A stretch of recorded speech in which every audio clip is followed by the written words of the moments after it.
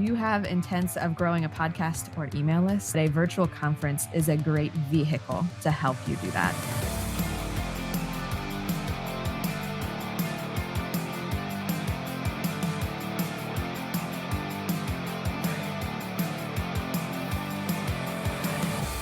Well, hey, friends, welcome back to the Christian Podcaster. As always, this is the official podcast of Christian Podcasters Association. I am your host, Eric Nevins. I'm deeply grateful that you are here. You're listening to this episode. It's going to be a great one, I promise you.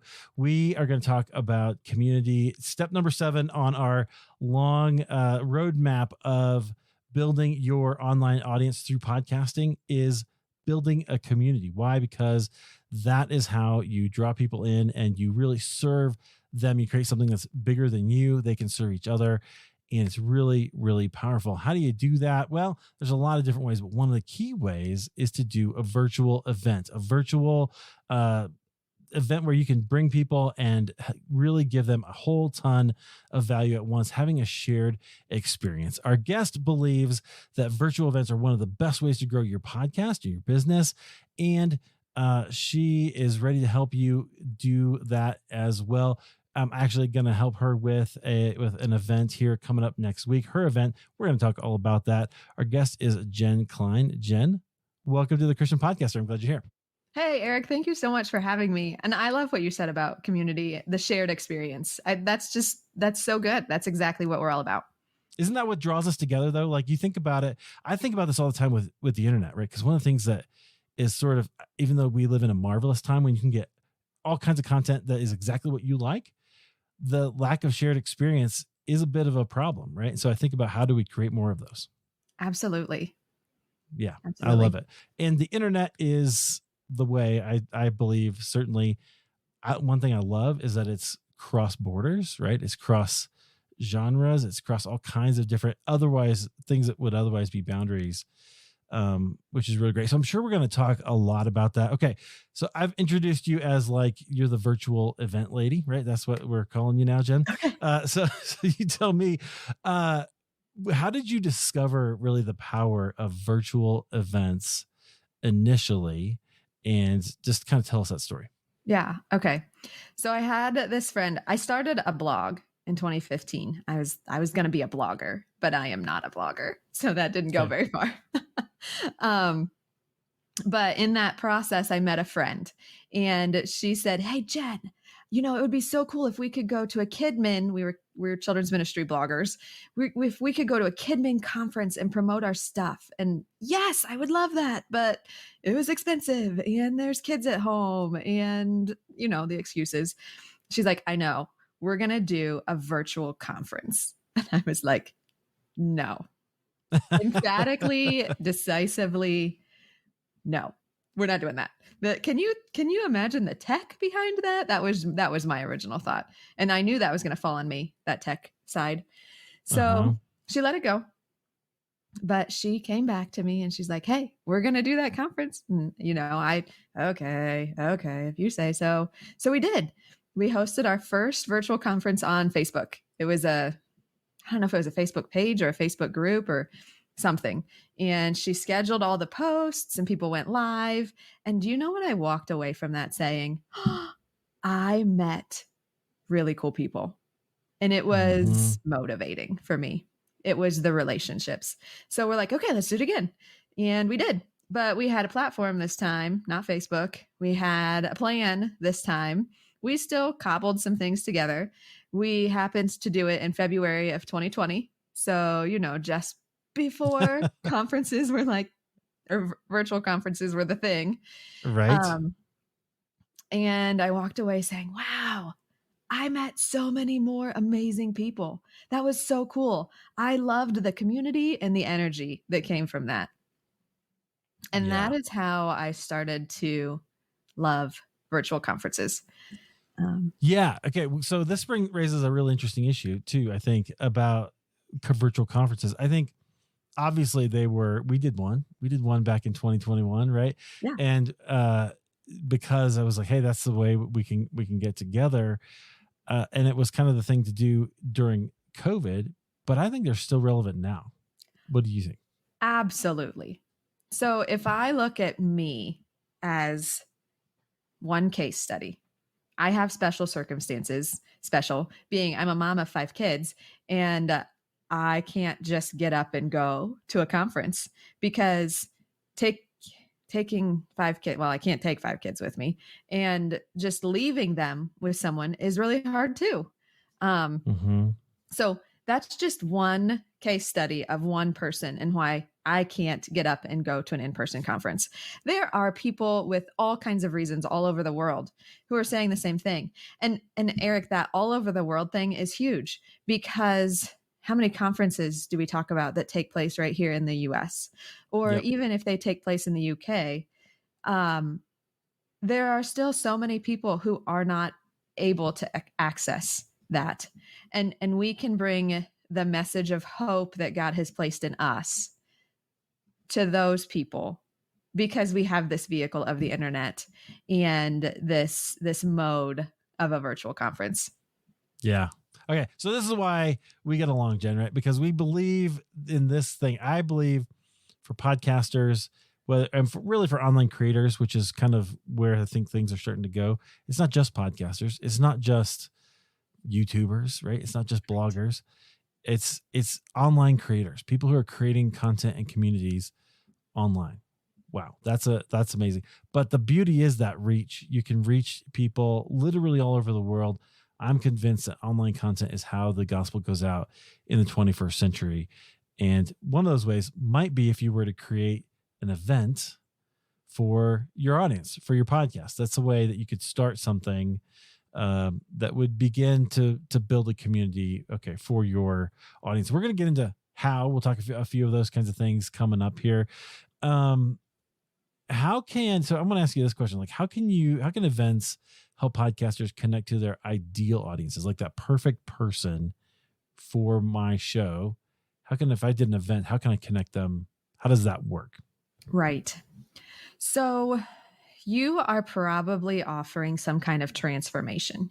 You have this message of hope that you're giving. So whether the hope is like you can lose weight, or you can stay sane while you're staying home raising your kids, or you can successfully grow your business through online conferences, whatever message of hope you are giving to your audience through your podcast, that message is going to resonate with them. So you put out that message of hope and you collect these like-minded thinkers who also have that same message of hope or that same ideal audience. And maybe their message of hope is just slightly different than yours. They I don't know, they help people with their nutrition where you help people with their exercise, but you're talking to the same kind of people, the people who want to be more healthy, who want to lose more weight, or whatever your specific scenario is. Now, if you bring all of those people together and you say, hey, let's provide this awesome value for your audience and for my audience and for however many other people's audiences, you have now multiplied your reach to the audiences of all of your speakers and their community. And so now that audience knows about you and the hope that you provide with your exercise tips or your whatever. There's hope after hurt. So many different options. I love that idea. So what I'm hearing you talk about is collaboration, right? Is collaborating with other people. And I love that because this is one of the things I love about online business, right? So I was always raised to believe that business means competition. And I don't really like I'm okay. Sometimes I'm maybe a little too competitive. We don't have to talk about the risk game over Thanksgiving. It's fine. But in business, I don't really want to compete to win those kinds of things. I want to win. I want to grow, but there's room for all of us. That's what I like about online business. There's room for everybody. So we can collaborate. We do this with podcasting all the time, right? You take your people who might otherwise be competitors for your customer's dollar, and you bring them together to collaborate to do something. And what happens? Well, a rising tide lifts all boats, right? So we all get that exposure, and maybe you can't help everybody, but you can help the people in your audience who need something different, connect to a person. And that also is valuable for who can do the thing that they actually need. Right. So valuable. So valuable. You're really, Eric, I've heard you describe this as like a value bomb, and I Yeah. Yeah. love that description. I don't know if I've used that yet, but I think I need to.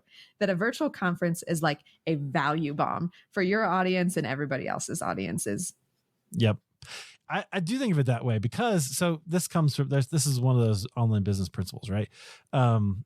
We go to Gary Vaynerchuk or whoever. It was really for me, it was people like Michael Hyatt and Cliff Ravenscraft and Pat Flynn and Amy Porterfield who were talking about how you serve people, right? Which I think is very, very congruent with the gospel, right? We're serving people, helping people, and sometimes you ask for, hey, I'd like a return. Like this, you invest in this thing, and then you get something else.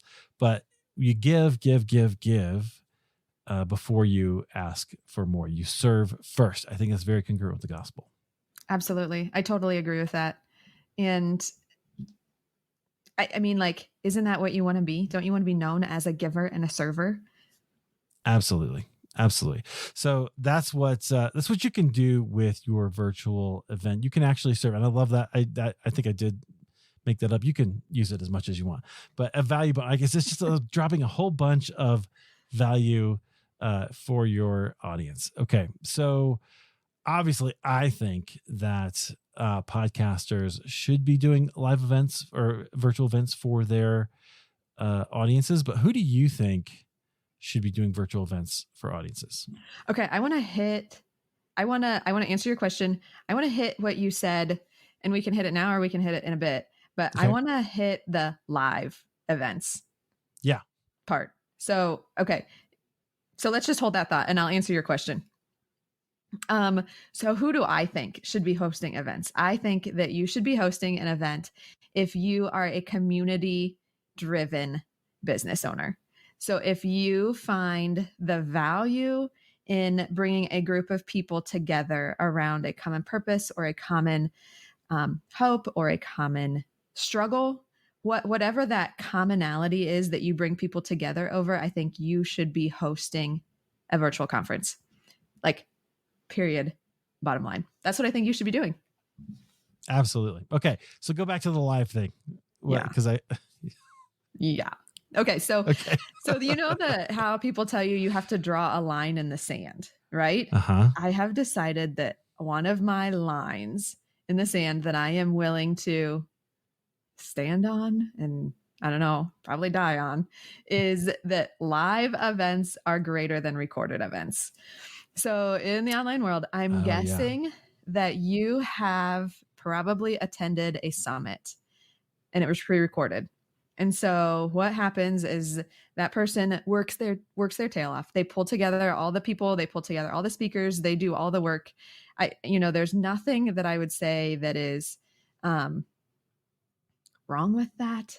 And I would hate to devalue any of that work that they've done because they are providing value. They are providing they're serving audiences, they're serving people. Here's where I think I don't want to do recorded events, because when you are live and you are with someone, whether it's in person or whether it's virtual, and you have that aha moment that, oh, I have never thought about it that way, or a breakthrough in the struggle that you've been having. And you have that with other people. So this common breakthrough experience, when you have that with other people, that community is automatically deepened. It is magnetized. So we were created to be in community. There's no denying that. God created us to be people who are in community. So absolutely. So you're automatically drawn to the people you had that breakthrough moment with. So you're in this community, you have this breakthrough moment, you're craving more of that. You're like, oh my goodness, I had no idea that this is how I could solve my struggle or speak into my problem. I need to know more. I need to know more. And I want to do it with these people. because they had that same moment. They understand where I'm coming from. They had that problem. They had that same aha moment. And that is just magnetic. It pulls people together. Mm. And I love so that. there's my like line in the sand. Live Yes. is greater than recorded. I know we had the conversation. I have participated in live or in recorded events, and you're right. I never even see anybody, right? But then people find me maybe and they're like, hey, I found you this way. But live is very different. Now I was kind of making the distinction between like in person versus virtual, right? Oh, okay. Like So so what language do you use for do you say virtual event, a live virtual event? I Live do. stream? I typically Okay. use the virtual. I live Okay. virtual conference or virtual event. That's what I typically use. I And love then it. I use in person for when you're actually at and together. Right. And I would never stand up and say that a live virtual event is better than an in-person event, because it's not. But I think there are places and spaces where it is a really loving and serving thing to do for Yeah. you, for your audience, for the speakers that you bring in together. Because it's not just them serving you, it's you providing a space for them as well. Right. And holding space is really tremendously valuable, right? If you can create a space to have those shared experiences, friends, do not sleep on how valuable that is. You can do this for your audience. In fact, you are doing this for your audience when you create your podcast. You are creating a space for people you're holding a space for them to address, think about, transform an area of their life. Okay, that's huge. That's really huge. Okay. Yeah. So I agree with you. Say it for me one more time because you put it so well. Who should be doing it? Anybody who has a community, A say it again. community-driven audience. I love it. Okay, community-driven audience. Friends, if you're a believer, I think you almost have to have one of those, right? Okay. So my next question for you is, when is the best time to do a virtual event? Now, there's kind of two parts. Mm-hmm. One is like, when you think about a year, when's the best time of year to do it? So if you're content planning, it's getting toward the end of the year right now, and people are thinking about, when should I do this? When's that? But then also, when's the right time in your business podcast, kind of online community building, to actually do an online event? Yeah, absolutely. That's a great question. So the best time of year, I think it really depends on your audience. In my particular business, what I see is that February and March seem to be, and really February seems to be conference season. That's when the conferences that I'm running are when I have the most of them, when we're the busiest. Mm-hmm. I think that you just kind of see the gray days, and let's provide something exciting for our audience, something to look forward to. But don't hear me say that you have to run your event in February, because I think that depending on your audience, okay, real life practical example. One of the events that we run in February is a show pig conference. So my husband is like so into pigs, and not just bacon pigs, but the pigs that you take out and you show with a whip on a show circuit, like a show circuit being a group of shows put together for I had no pigs. idea. Like, right? So many people don't know. We host that conference in February, but that is because it's kind of like the off season for that industry. Our target audience are 4-Hers, and 4-Hers are gearing up for their project in February. They're gearing up for their project. I don't know, that I might not have said that right. They're gearing up for their project that's coming in the summer. So 4-H projects typically happen over the summer. And so by doing it in February, we're ahead of the game. We're kind of providing content and help and hope for them there. And that just goes to show you the broad range of successful virtual conferences, because show pigs. Wow. That's amazing. Okay. Okay. So then go ahead. Yeah, your second part, when in your business should you be running a conference? I think the answer to that is sooner than what you think. I think that in your business, you are probably have goals of growing an email list, because that's how you connect with your people. you probably are telling them about your podcast episode in your email list, right? Right. Hopefully. I think that if you have intents of growing a podcast or an email list, that a virtual conference is a great vehicle to help you do that, because you're borrowing other people's audiences. You're bringing together all of these people. And so when you're ready to start growing is when it's time to host a virtual conference. When you're ready to start growing. Okay. So there's a certain amount of seriousness that you've got to have about your event. I would agree with that statement. Yeah. Yes. I don't think that if you are just, throwing a podcast out here or there, I don't know that the work is worth how did somebody put it just recently? If the juice is worth the squeeze. Have you ever heard that before? Yeah, that's good. I had not. I was like, oh yeah, that's good.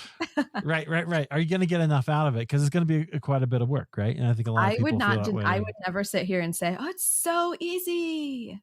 Right. Because there is some work involved, but the benefits are so big. Right. Okay. So you, just like anything, you get what you put into it, right? Yeah. Okay. So I want to ask this question. So you think kind of time of year, early in the year, sounds like, right? Yeah, but what if your off season is November? And so the first weekend in November is kind of when the off season of whatever thing you're into or whatever thing you podcast about is kind of winding down or slowing down. Or what if you really operate in the school schedule? And so maybe September is the right time when school is kicking off and there's that excitement or energy. It really depends. I don't want to say February is the right time for your event. I really want to say, I want to communicate that it depends on your audience. When the right time is for what you do. Yep. Right. Think about that strategically. Okay. I like it. Okay. So one of the biggest questions that we get in CPA from podcasters is always the question about how marketing, right? How do I get people into listening to my show, into my things? And I know that can be a little bit challenging as well. So how do we get people to if we have a small audience, how do we get people to attend our event? And then how can we get enough people to really make a difference and to collect those emails and kind of start to grow it? Yeah. So you have to look at your virtual conference, virtual summit, whatever, as how it fits into your overall business plan. And a lot of times, not every time, but a lot of times I view your virtual conference as like the top of your funnel. It is the free thing that you're promoting, and you're promoting it with a group of people. And so when you bring these speakers together and you're like, hey, I need you to help me promote this thing, it's a lot easier to do that when it's free. Yep. So I typically run on a free to paid upgrade. So the live event, all of the content, all of everything that's available to you live is free to attend for anyone. And then if you want any of the recordings, if you want any of the bonuses, a lot of times a speaker will submit a bonus. Like Eric, we talked about you doing maybe some coaching for the people who upgrade their ticket. So any of those things then are a paid upgrade. So free event to paid upgrade. So in that scenario, you can offer your speakers an affiliate link. And as an affiliate, if they help you promote, they get a percentage commission back from any of the sales that come in from the registrations that they promoted with their unique link. It's actually really easy to do that stuff. Like there's things, there are soft pieces of software that you can get that are really easy to use that track all that stuff for you. This used to be a thing that was kind of hard to do, and you had to know the right kind of things. Man, there's a solution out there for everything now. So like, I know, there's software that you can do. It was easy for me to sign up, for your event affiliate, because I'd already had an account there and I was able to just sign up and get it going and share it. So sometimes it's just a matter of, just like podcasting, of knowing which tools to use. Right. So and I want to talk about that in just a minute, because I think that the tech can be kind of a big obstacle that people get. It's just like with podcasting, even though when I talk about podcasting, the mechanics, I call it, of podcasting, your mic, your hosting, all that kind of stuff, is like the third thing we should think about, not the first thing we should think about, right? Right. Because those are decisions you're going to make once, and they're going to just be good to go, right? Like your plumbing, hopefully you never think about it. Somebody set it up one time and it's good to go. If you are thinking about this, something's gone wrong, right? That's the issue. Okay. So let's come back to tech, because I got a couple other questions before we do that. So, Okay. because I want to talk about some of these other things. I want to talk about in the event, how do you keep people's attention? I'm really curious about that. I know that because here's what I see, right? Everywhere, movies, people, if we're watching a movie at home, everybody's also on their phone, right? Mhm.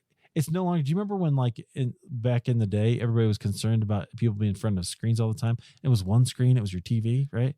And now it's like everybody's got two screens or sometimes more going at a certain time. It's crazy. So how do you address that inside of your event? Absolutely. So we like to keep our events moving. And you can argue on what the perfect schedule is or the perfect timeline or how you lay out your event. And it really, again, you need to be strategic with your audience. But this just kind of digs into that tech thing, Eric. The platform that we use to host events provides so many opportunities for connections. It's not like Zoom, where you sit down at your computer and you consume content and you just listen. It's not like that. So you've got the opportunity to chat the entire time the event is going on, and there's multiple places where you can chat. We call it like the hallway chat, or where you're chatting to everybody, or the specific chat where you're chatting just in the session that you're in. And that's just one small piece. There's a networking piece where when you are at an in-person conference, you run into somebody or you are standing in line for coffee and you talk to the person behind you for just a couple minutes. There is a piece of this platform that we use that mimics that. And so, and we keep you moving. So instead of sitting for an hour session, we keep our session shorter, but value packed, so that you're walking away with something tangible, something practical that you can implement then in your business or in your ministry or in whatever you're choosing to do. Yeah, that's great. I love that. So you're very intentional about how you set up the event and how you set the whole thing up so that you're aware of how people are using it. Absolutely. Right? Absolutely. See, I think that's super smart. It's just the way things are today, right? And so we have to be keeping that in mind. Okay. So we're kind of moving towards tech. What are the obstacles that people give you? What are the objections people give you to doing these? Like, what are the things that people go, I could never do an event because... Oh, there's plenty of them. So I could never do an event because my audience is too small. But we've already talked about that. You're like collaborating with someone else's audience to help grow your audience and their audience, because you're bringing in this person's audience, your audience, and however many other speakers' audiences. Yep. I'm an introvert, and so I could probably never host an event. That just doesn't work for me. And there are so many ways that we can work with who you are and make the event feel good for you and not fit into a mold of someone else's event. Nothing says that your event has to be 3 days for 12 hours a day. That would be an introvert's nightmare, right? Terrible idea. Well, right. And so, yeah, even doing it a shorter period of time or setting it up in a way so that there is some intense maybe interaction, and then you can have some time off. I love that you can customize it to who you are. I mean, everything you should do, you should be doing that anyway, but I love that's fantastic. Okay. Can I do another one? Yes, please. I don't have time. It's just not the right season. And here is what I would want to say to that. I've said that, and it was not the right season for me. And so you have to recognize what is the right season is what is not the right season. But I would encourage you to really consider, what if I extended my preparation timeline? could it be the right season for me if I planned it differently? Instead of trying to cram a virtual conference and all of the prep into 3 months, what if I stretched it out to 6 or even 9 or even 12? What if Yep. knowing I want to have a virtual conference in 2024, but it's got to be, I don't have the capacity to do it fast. Stretch it out to longer. Because Yeah. here's the beauty of a virtual conference, Eric. It's just a series of small projects that are linked together. And you just I have to love know how that. to link them. I love that. And that's what you've done, right? You've created you've taken the whole process, broken it down into easy steps so that you can do it and, to do one step at a time and really create something that is really tremendous. Okay. Absolutely. So one of the things I think people get overwhelmed by is the technology, right? Is like, Mhm. how do I do that? Seems to be a pretty big obstacle to me. So what tools do you find that are useful? So I have a tech stack, as Hmm. people would call it, that I like to use. But I would not say that that's the end all be all, that you can run your conference in a lot of different ways. So I have a good friend who runs like a 10,000 registrant. So she had 10,000 registrations at her event this fall through Kajabi. And the entire Yeah. thing was hosted on Kajabi. And I bet that resonates. Are you a Kajabi? You're a Kajabi user, aren't I'm a you? Kajabian. Yeah. I love Kajabi. I thought so. Um, so I personally have a WordPress website and I have a template. So I just have a template website. And when I'm ready to start a new event, I copy that template website and drop it into a brand new website. And now I'm not starting from scratch anymore. I have all the pieces in place. I don't have to Hmm. go building things. So I start with a WordPress website. I link that together with my email service provider. So ActiveCampaign is what I use, but I know ConvertKit is really popular. There's a lot of them. Yep. And then, like I said, it's just a matter of linking. It's just a matter of linking. And so you probably need a cart platform. ThriveCart is what I use. Yep. And finally, like the sweet sauce, the special thing that I really like, and the place that I think that this live comes alive is in a platform called Ring Central. Now, it used to be called Hopin. So Hopin Oh yeah. was the platform that I used, and it sold in August in the middle of one of my conferences. That was Oh no. like, whoa, what's happening? And it's now called Ring Central Events. And so I'm working on using the appropriate name. Uh-huh. Ring Central is the platform that I really like, that I know well, and I know how to help you set up for what it can Gotcha. do and what you can do with it. I like it. And so that's the one where you're doing the chats and all the other kinds Yes. of things. I love it. Okay. So what I love about what you just did there is you walked us through all the different pieces, right? From your website and your cart and friends, don't let any of this intimidate you, right? Like I will never forget. It took me months to decide to like take payments for something. This is very early in my entrepreneur journey. I had Stripe set up in 15 minutes. You know what I mean? I was like, wait, oh, that's all it takes. That's all I had to do. A lot of Right? this is like that, right? You get a little Yes. afraid of it, and then you go, well, actually, if I just do it and focus on it a little bit, it's super easy to set up, and That's so because true. they're invested in it being easy for you as well, right? Right. I love it. Okay, so those are all good. I wanted to ask about the mindset, because one of our pillars is mindset, right? How we think about different things. And I think the mindset going into an event is pretty important, is pretty, maybe is make or break too strong. It's pretty like it's going to help you with your results.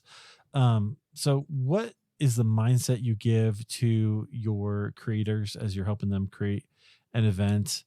And then, along with that, I think is a question tied like, what's the realistic expectation for results? What kind of results have you seen people be able to accomplish? Absolutely. Okay. Mindset. This really hits something like a soapbox that I stand on frequently, is how important it is that our thinking is grounded in the truth.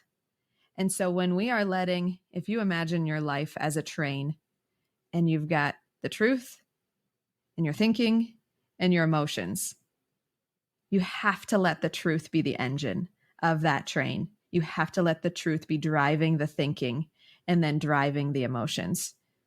And if that gets out of order, if your emotions, I feel like this, and you start letting that become the engine of your train, your mindset, you've just lost control of it because it's not founded on what's true. Mm-hmm. And so that has to sit the same with a virtual conference. When you are getting ready to host a virtual conference, when you make that decision, okay, I am going to host a virtual conference in 2024, you have to focus that thinking on what is true. And here's what I have found invaluable is that you have someone outside of yourself helping you remember what is true. That you are not going at that by yourself. So whether that's a coach, whether that is somebody specially designed to help you with a virtual event like me, whether that is your VA, because she completely gets the ins and outs of your business and you have that kind of relationship where she can speak that truth into your life. I think that the mindset has to be that I am not doing this by myself and I'm not allowing myself to get my train out of order. Yeah, absolutely. Does that make sense? I think so. Absolutely. That's really brilliant. I think it's really good. Okay. So what's a realistic expectation for results then? If you're making sure we got it all kind of in order, you're not doing it alone, what have you seen happen to people's businesses when they do online events? I know. It's so cool. It's so amazing to think about what an online event can do for a business. So if you want to take a case study, the Show Pig conference is a good one. We'll come back to that. Yeah, that's great. I know, right? So the Show Pig conference started with an email list of 0 and an audience list of 0 and a reach of 0, but an understanding of a real and genuine need and a real and genuine desire to help meet that need and provide that transformation. And so the Show Pig conference went from this big fat 0 to an email list of 1,200 over the course of 3.5 weeks because they were promoting this virtual conference, this hope bomb or this value bomb, as you described it. I like it. Yeah. And they brought in a 5-figure income, low 5 figures, but yeah, still 5 figures. And there are conferences that bring in way more than a 5-figure income. And if you're thinking about how can I truly capitalize on a virtual event, you really need to have the, wow, this was amazing. I loved this transformation. When your audience asks, what's next? Yep. You have it ready for them. So you have that next offer ready for them.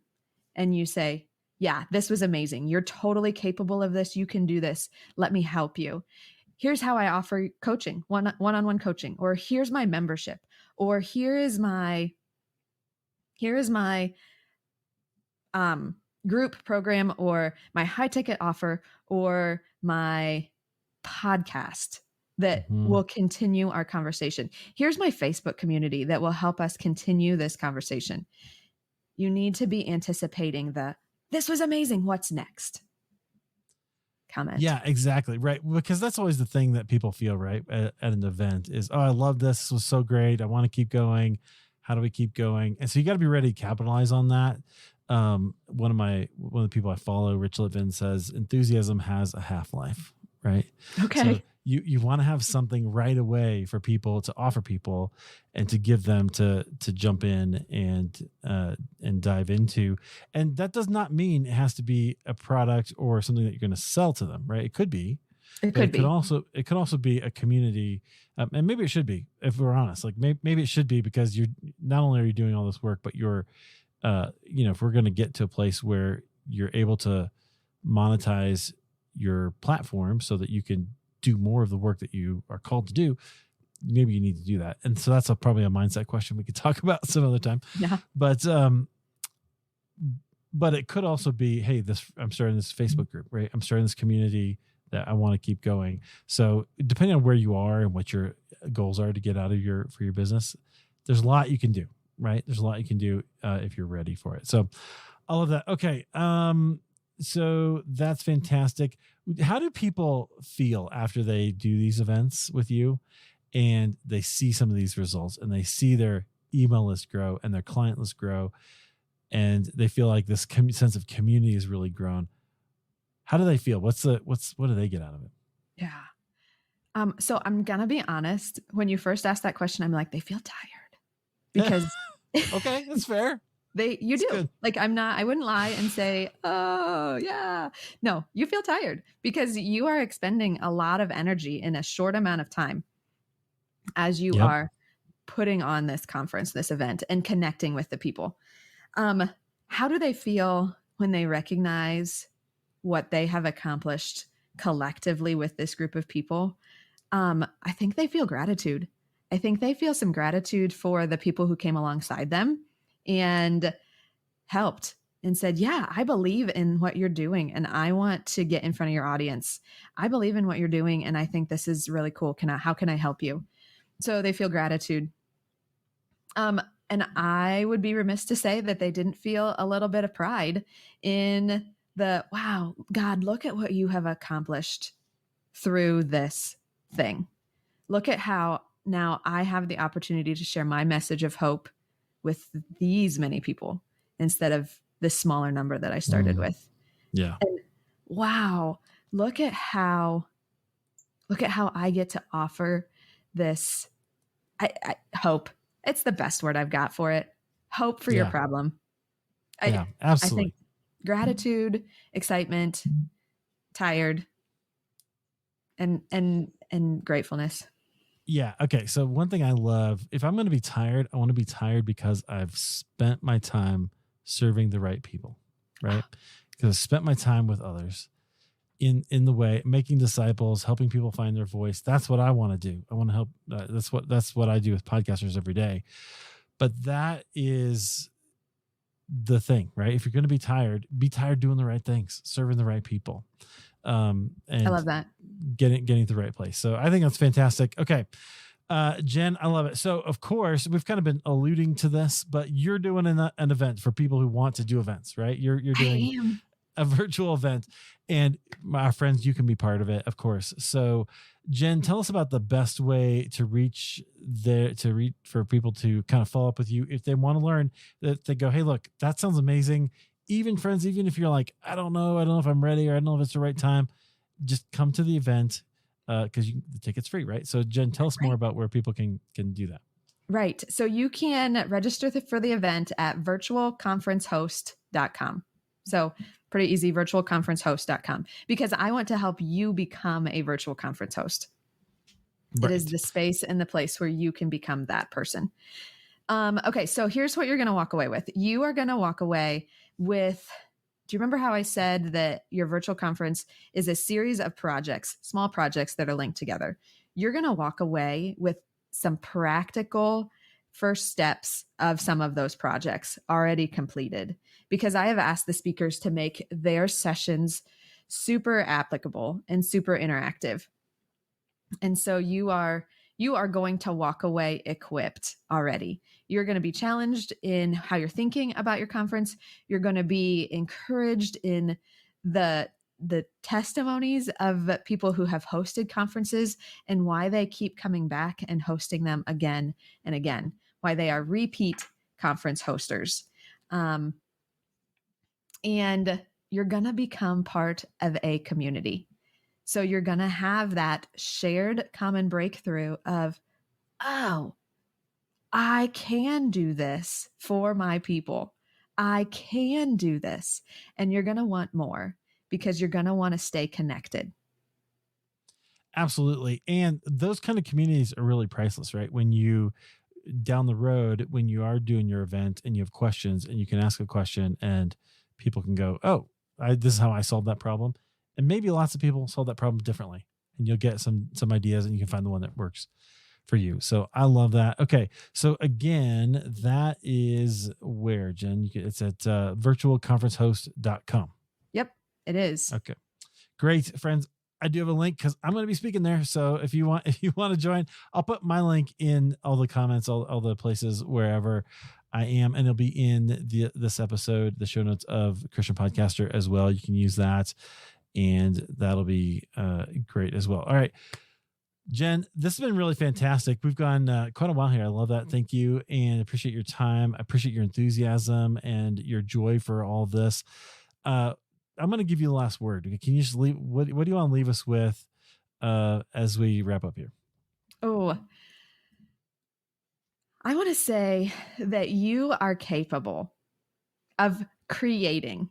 You are capable of imaging your creator by creating space for your people to find that transformation, that hope that you offer them through a virtual conference.